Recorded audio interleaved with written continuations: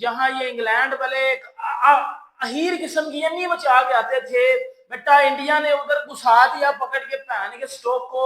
मतलब ये इंग्लैंडियों की बैसबाल तो खत्म की है, इंग्लैंडियों की आकड़ तो थोड़ी थोड़ी है, लेकिन इंग्लैंडियों के साथ बेटा जो शुभमन गिल की टीम ने किया ना, ये इंग्लैंड वाले कभी भूलेंगे नहीं। ये माइकल वॉन, ये इंग्लिश मीडिया, ये सोनू फिलिप जप्पल type. I mean, England just outplayed them in every aspect of the game today. England team सबको मालूम है, they are a very good, very good team. अगर इस मौके पे अगर कोई टीम रियली चैलेंज कर सकती थी इंडिया को, वो इंग्लैंड ही थी। बट इस तरह डोमिनेट करेगी, I never expected that, and I think they outplayed them.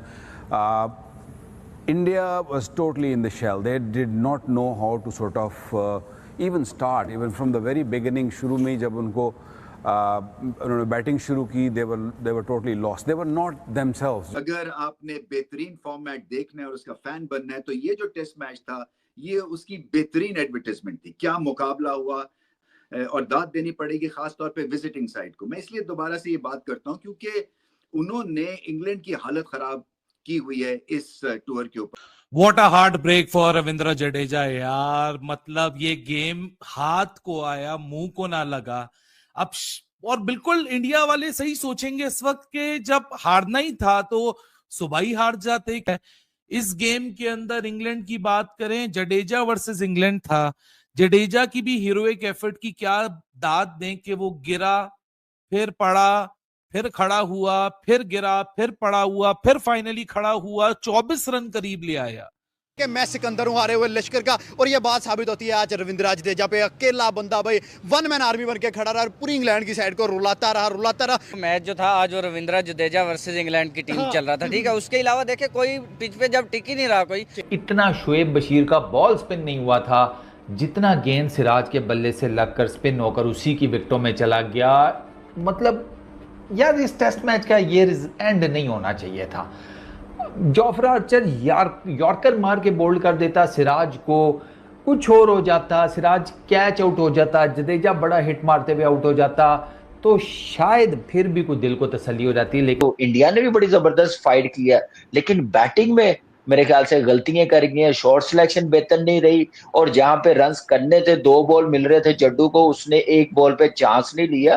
पूरी इंग्लैंड की टीम ने इस चौथी इनिंग में बड़ी अग्रेसिव बॉलिंग की और इंडिया जैसी मजबूत बैटिंग लाइन को उन्होंने मतलब किसी टाइम भी वो उस प्रेशर से निकलने नहीं दिया। हालांकि आज जडेजा ने बहुत बेहतरीन फॉर्मेट देखना है और उसका फैन बनना है, तो ये जो टेस्ट मैच था, ये उसकी बेहतरीन एडवर्टाइजमेंट थी। क्या मुकाबला हुआ, और अनफॉर्चुनेटली एक तो लूजर होने था इस मैच में।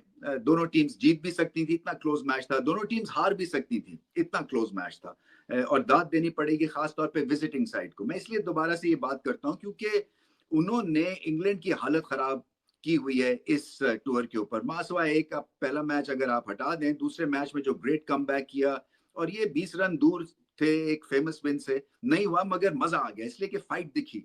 और जब टीम में एक होता है, यूनिटी होती है, तो टेल एंडर्स फाइट करते हैं, और हमने देखा कि कितना जबरदस्त परफॉर्मेंस दिखाई है टेल एंडर्स ने। क्योंकि एक आधे मैच में पहले बहुत शिकायत और शिकवा था कि बगैर फाइट किए हुए जो टेल एंडर्स थे, उन्होंने हथियार फेंक दिए, जिसकी वजह से फिर मैच भी हाथ से निकल गया। मगर इस मुकाबले में उन्होंने टूथ एंड नेल जिसको कहते हैं ना, वो फाइट की, और जडेजा ने फिर से करके दिखाया जो वो आमतौर पे करते हैं भारत के लिए, कि कितने ग्रेट वो ऑलराउंड क्रिकेटर बन चुके हैं। टेम्परामेंटली स्ट्रांग है, टेल के साथ खेलना आता है, और ऑलमोस्ट मैच जिता गए थे। कि मैं सिकंदर हूं हारे हुए लश्कर का। और ये बात साबित होती है आज रविंद्र जडेजा पे, अकेला बंदा भाई वन मैन आर्मी बन के खड़ा रहा, पूरी इंग्लैंड की साइड को रुलाता रहा। टी ब्रेक आ गई, लेकिन तब तक वो बंदा खड़ा। एंड में 21 रन बड़े थे, जबकि सिराज हिट विकेट हो गया, सिराज के बल्ले से बॉल लग के विकेट में टच हो गई, और इंडिया 21 रन से ये मैच लूज कर गया है भाई। 4 दिन बल्कि 5 दिन क्रिकेट का इतना जबरदस्त मैच हुआ, थ्रिलर मैच हुआ। कभी शुभमन गिल जाके स्लेज कर रहा है, और आज जो इंग्लैंड ने स्लेज किया टीम इंडिया को, इसका बदला तो आप लोगों को मिलेगा। लॉर्ड्स का जो बदला है आप नेक्स्ट मैच में चुकाएंगे जरूर, पाकिस्तान पब्लिक से जानते हैं। कमबैक कैसा होगा आज के मैच पे, क्या व्यूज रहे? देखिए मेरे ख्याल में तो मैच जो था आज वो रविंद्र जडेजा वर्सेस इंग्लैंड की टीम चल रहा था, ठीक है। उसके अलावा देखे कोई पिच पे जब टिक ही नहीं रहा कोई, टेस्ट के अंदर आकर आप इतना स्लो खेल रहे हो। उसके बाद आप देखे टॉप ऑर्डर से लेकर 9 विकेटें, तकरीबन 10 विकेटें जो है वो बगैर किसी मतलब रेजिस्टेंस दिखाए हुए चले गए। I mean, England just outplayed them in every aspect of the game today. और आई थिंक जहाँ से इनसे गलती हुई है, इनका स्टार्ट बहुत स्लो हुआ है, ये रिकवर कर नहीं पाए. 190 probably would have been a good total on this pitch. You were the only one on this panel जिन्होंने कहा था कि आज इंग्लैंड जो है वो जीतेगा.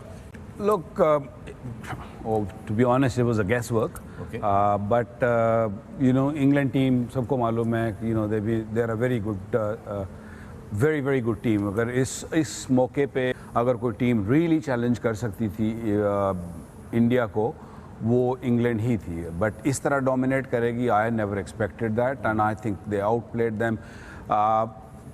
India was totally in the shell. They did not know how to sort of even start, even from the very beginning. शुरू में जब उन्होंने बैटिंग शुरू की, they were totally lost. They were not themselves. जो इतना शोएब बशीर का बॉल स्पिन नहीं हुआ था, जितना गेंद सिराज के बल्ले से लगकर स्पिन होकर उसी की विकेटों में चला गया.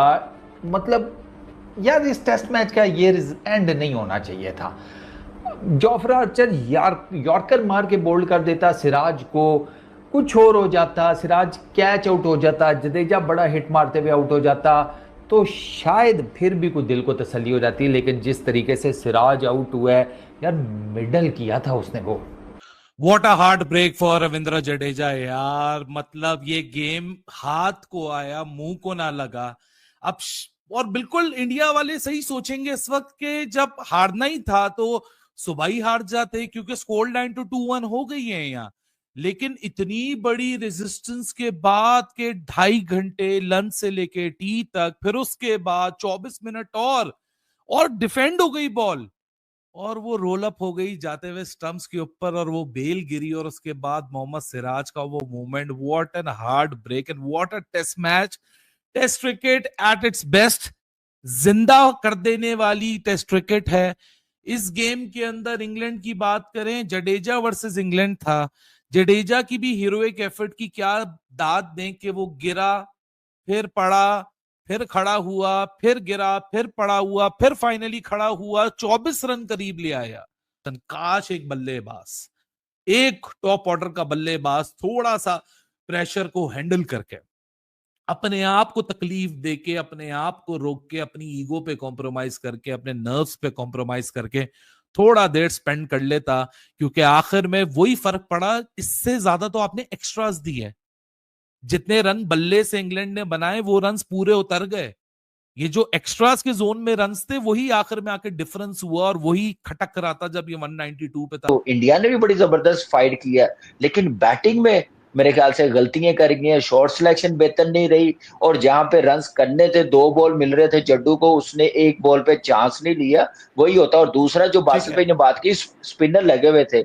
आप जब बैट्समैन होते हैं ना, ऑलराउंडर, तो स्पिनर चाहे लेग स्पिनर हो चाहे ऑफ स्पिनर हो, आपको कॉन्फिडेंस होना चाहिए कि मैं सामने छक्का मार सकता हूं, चाहे फील्डर पीछे हो, साइडें छोटी हैं. तो ये थोड़ी सी दिलेरी भी थोड़ी कम नजर आई है. तो मेरे ख्याल से वहां पे उसने चांस नहीं लिया. जैसे वो शोएब बशीर या जो रूट ने जितने 2-3 ओवर किए हैं, उसने बिल्कुल गुल्ले छोड़े हैं, फ्लाइटें दे रहा था, लेकिन उस पर चार्ज नहीं कर रहे थे. जो करना चाहिए था, एक आधे ओवर्स के बाद उसको सामने छक्का जरूर मारने देना चाहिए था. स्लॉग स्वीप पे छक्का लगता था. अगर थोड़ी सी दिलेरी, थोड़ी गेम अवेयरनेस दिखाता तो ये जितवा सकता था वो टेस्ट मैच. जैसे बेन स्टोक ने ऑस्ट्रेलिया के खिलाफ अपने मुल्क में ही जो एशेज का टेस्ट मैच जितवाया, ये वो सिनेरियो मुझे लग रहा था कि रिपीट हो रहा है. जाएगा. Test cricket is at its best. हम बात करते हैं जब पैशन की, एग्रेशन की, रेजिलियंस की, फाइट की, वो सब कुछ हमें टेस्ट मैच में देखने को मिला. और जो 5 दिन जिस तरह का ड्रिल किस्म का मैच हुआ, और जितना ग्रिट नजर हमें आया इस मैच के अंदर, शायद ही हमें रिसेंट पास में इतना ज्यादा कोई आउटस्टैंडिंग टेस्ट मैच देखने को मिला हो. बहुत ही उम्दा टेस्ट मैच है जो कि इस तरह आखिरी दिन में एंटर हुआ कि एनीबॉडीज गेम है. और अब बात ये की थी कल कि फर्स्ट आवर बड़ा इंपॉर्टेंट होगा, पहले 30 मिनट बहुत इंपॉर्टेंट होंगे, क्योंकि पंट ने आना है. वो जिस तरह की गेम खेलता है, अगर तो वो आधा पौना घंटा गुजार जाता तो फिर उसमें वो प्रेशर शिफ्ट कर देता ऑपोजिशन. वो आया, उसने निकल के एक चौका लगाया और जोफ्रा आर्चर को, और लगा कि ये अपनी गेम जाहिर है उसने तो करनी थी. लेकिन उसके बाद जो अगले 2 गेंद थे, जिनमें से दूसरे पे वो आउट हुआ, ऐसा लग रहा था कि वो पिछला गेंद एक्सपेक्ट कर रहा है, वो आगे नहीं आया बॉल के ऊपर. सो नो डाउट, लोग कहते हैं ना पेस की बात करते हैं, पेस की बात, भाई पेस मैटर करती है. और जी। पेस जहाँ मैटर करती है ना, वो जिसको समझ होती है उसे नजर भी आ जाता है, और जिसने खेली होती है वो पहचान जाता है बड़े आराम से कि पाँव जब चलने बंद हो जाएं, जब आपके जहन में ये आ जाए कि गेंद पीछे आना है, अभी बाउंसर करेगा, और आपकी मूवमेंट शॉर्ट हो जाती है और आप एक्सपेक्ट कुछ और कर रहे होते हैं, कुछ और जाता है, तो ये सारी जो कश्मकश में आपके जहन को डालती है ना चीज़, वो पेस ही होती है। और जोफ्रा आर्चर ने आके जिस तरह की बॉलिंग किया है, पूरी इंग्लैंड की टीम ने इस चौथी इनिंग में बड़ी अग्रेसिव बॉलिंग की है, जी। और इंडिया जैसी मजबूत बैटिंग लाइन को उन्होंने मतलब किसी टाइम भी वो उस प्रेशर से निकलने नहीं दिया। हालांकि आज जडेजा ने बहुत उम्दा बारी ली, बहुत पेशेंस वाली बारी ली, बहुत फाइट किया उन्होंने, उनके साथ बॉलर्स ने भी बड़ा साथ दिया। वो रेड्डी और बुमराह दोनों ने 50-50 से ज़्यादा गेंद खेले हैं। कैसा लगा वीडियो दोस्तों? अच्छा लगा तो लाइक और सब्सक्राइब करके जाना।